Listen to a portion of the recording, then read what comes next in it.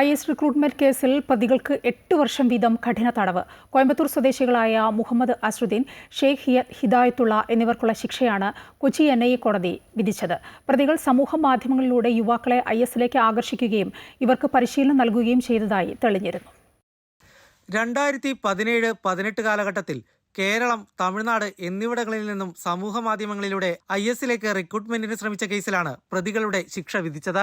ഭീകരവാദ സംഘടനയിൽ അംഗമാവുക, ഭീകരവാദ ആശയപ്രചാരണം, ഗൂഢാലോചന തുടങ്ങിയ കുറ്റങ്ങളാണ് പ്രതികൾക്കെതിരെ തെളിഞ്ഞിട്ടുള്ളത്. 3 വകുപ്പുകളിലും 8 വർഷം വീതം കഠിന തടവാണ് വിധിച്ചത്. ശിക്ഷ ഒരുമിച്ച് അനുഭവിച്ചാൽ മതിയാകും. കോയമ്പത്തൂർ സ്വദേശികളായ മുഹമ്മദ് അസറുദ്ദീൻ, ഷെയ്ഖ് ഹിദായത്തുള്ള എന്നിവരെയാണ് ശിക്ഷിച്ചത്. 2013 മുതൽ പ്രതികൾ IS റിക്രൂട്ട്മെന്റ് പ്രവർത്തനങ്ങൾ തുടങ്ങിയിരുന്നുവെന്നും 2017 ഇരുവരും കേരളത്തിലും തമിഴ്നാട്ടിലും സഞ്ചരിച്ച് ആശയപ്രചരണം നടത്തുകയും രഹസ്യയോഗങ്ങൾ ചേരുകയും ചെയ്തുവെന്നാണ് NIAയുടെ കണ്ടെത്തൽ. ഇതുമായി ബന്ധപ്പെട്ട ഡിജിറ്റൽ തെളിവുകളും NIA കോടതിയിൽ ഹാജരാക്കിയിരുന്നു. ശിക്ഷയിൽ ജയിലിൽ കിടന്ന കാലയളവിന് ഇളവ് ലഭിക്കും. 2019 മുഹമ്മദ് അസറുദ്ദീനെയും ഷെയ്ഖ് ഹിദായത്തുള്ളയെയും NIA അറസ്റ്റ് ചെയ്തത്. കോയമ്പത്തൂർ കാർ സ്ഫോടന കേസിൽ ചാവേറായ ജമീഷ മുബിൻ നേരത്തെ ജയിലിലെത്തി അസറുദ്ദീനെ കണ്ടിരുന്നു.